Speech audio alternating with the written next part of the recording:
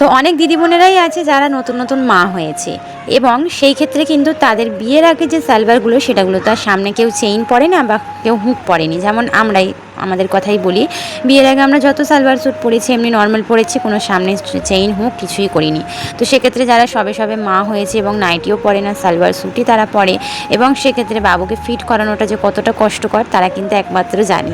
তো সেই ক্ষেত্রেই কিন্তু আমার এক কাস্টমার ছিল যার নতুন সবে মা হয়েছে, আর তার কিন্তু নাইটি সে পরে না, মানে বাচ্চাকে ফিট করাতে হবে, ব্রেস্ট ফিডিং করাতে হবে, সেক্ষেত্রে কিন্তু খুবই সমস্যাজনক একটা ব্যাপার। সেই জন্য ওনার সালোয়ার স্যুটগুলো আমাকে পাঠিয়ে দিয়েছে যে তোমাকে কিছু একটা করে দিতে হবে যাতে আমি আমার বেবিকে ফিট করাতে পারি। সেটা তুমি চেইন দিতে পারো, হুক দিতে পারো, যাই দিতে পারো।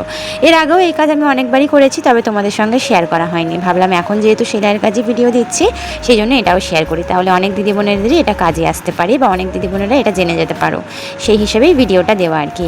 তো এখানে উনি আমাকে টোটাল 6টা সালোয়ার পাঠিয়েছে, যেই 6টা সালোয়ারের মধ্যে আমাকে চেইন বা হুক কিছু একটা করে দিতে হবে।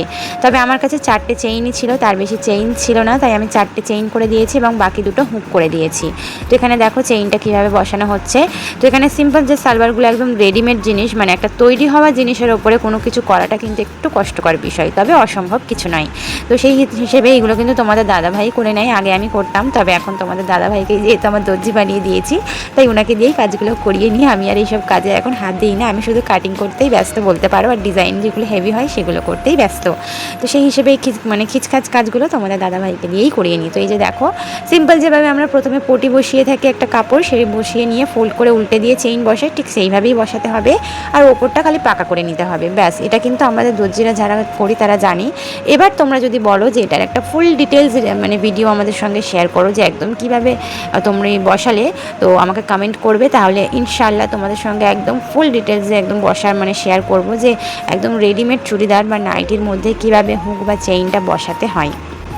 তো এইভাবেই বসানো হলো।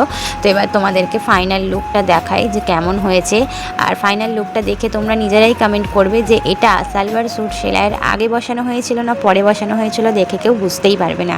এত দক্ষতার সঙ্গে আমাদের মানে বসানো হয়, কাজগুলো করা হয়, কেউই তোমরা নিজেরাই বুঝতে পারছো যে এখানে কটা চেইন লাগিয়েছে, যে কটা চেইন ছিল না সেগুলো এইভাবে হুক করে দিয়েছি। তো এই যে দেখো হুকের ঘর করে দিয়েছি, এখানে হুক টেকে দিলেই হয়ে যাবে।